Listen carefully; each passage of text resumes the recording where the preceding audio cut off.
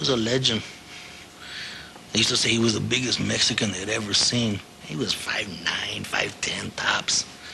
It's no record, but bigger than most of us. They called him Mariachi because he used to carry this guitar. A guitar? Believe me, he really knew how to play it, too. It's an intelligent action movie, you know? I mean, it's funny. It has great humor.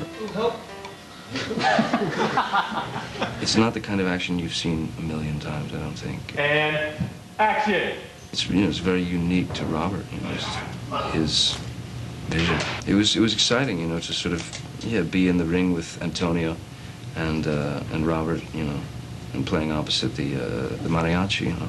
It was also fun to be able to call him El. Does he have a name? None that I know of. They call him El. Like in Vel. I know what it means, thank you.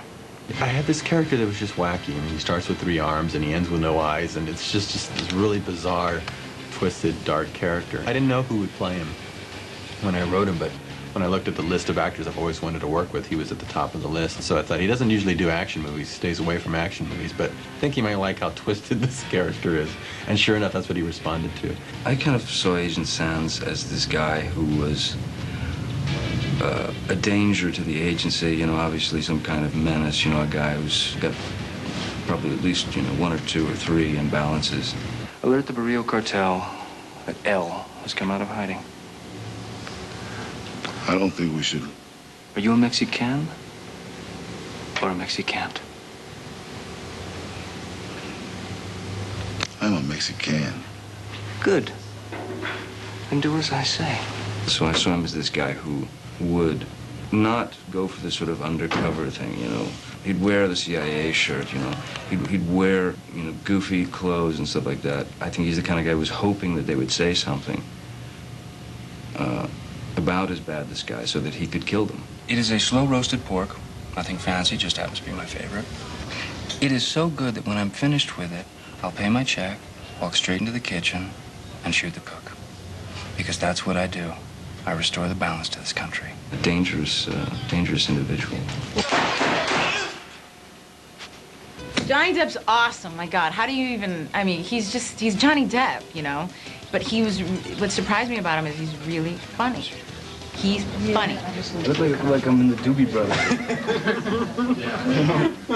So he's not only extremely gorgeous and talented and intelligent and cerebral, he's funny too. I'm Jeff Skunk Baxter. I'm Jeff Skunk Baxter. It was the first time I'd ever found myself going to a director going, isn't there anything else we can shoot? You know, like, you know, let's make something up. In fact, the character inside the church wasn't supposed to be played by him. He plays that priest in costume because he's looking for something else to do, and he said, is anyone else playing the priest? And I said, no. Well, how about if that was me too? Oh yeah, why don't you come play the priest? When was your last confession?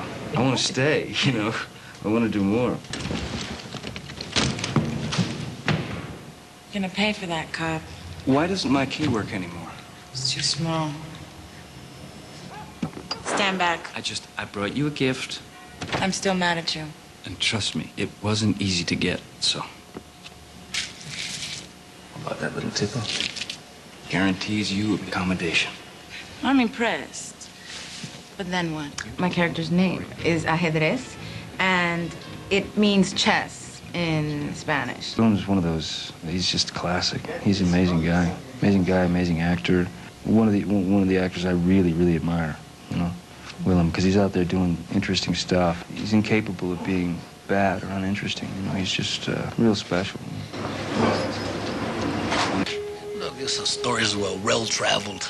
He might have picked up some embellishments along the way. But like I said, the man is a myth, a legend. And if he's still living, he's the one you want. Well, I'm kind of a bad guy. You know, Robert, what I appreciate about Robert, he casts me as a bad guy every once in a while. Even my good guys in his movies are not all that good. Don't like me.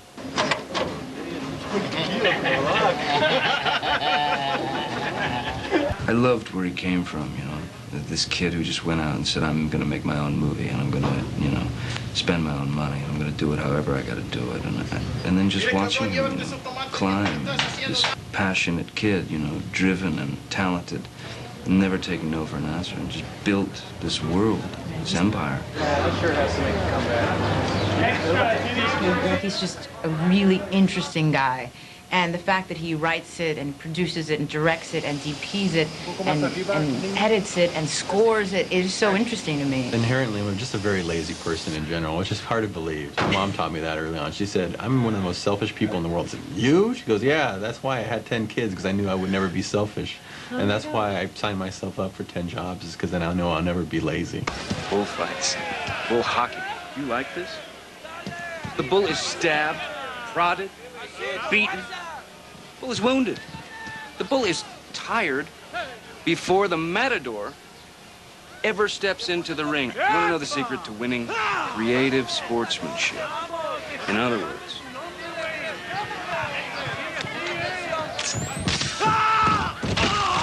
one has to rig the game.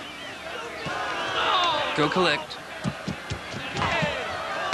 There was no stages. We didn't have any sets, so every location is real, and it's such a gorgeous, country. And we shot in San Miguel de Allende. Anywhere you point the camera, it looks just unbelievable. I was really stupefied experiencing San Miguel de Allende because of its beauty, because of its simplicity, because of the people, really wonderful, really cool.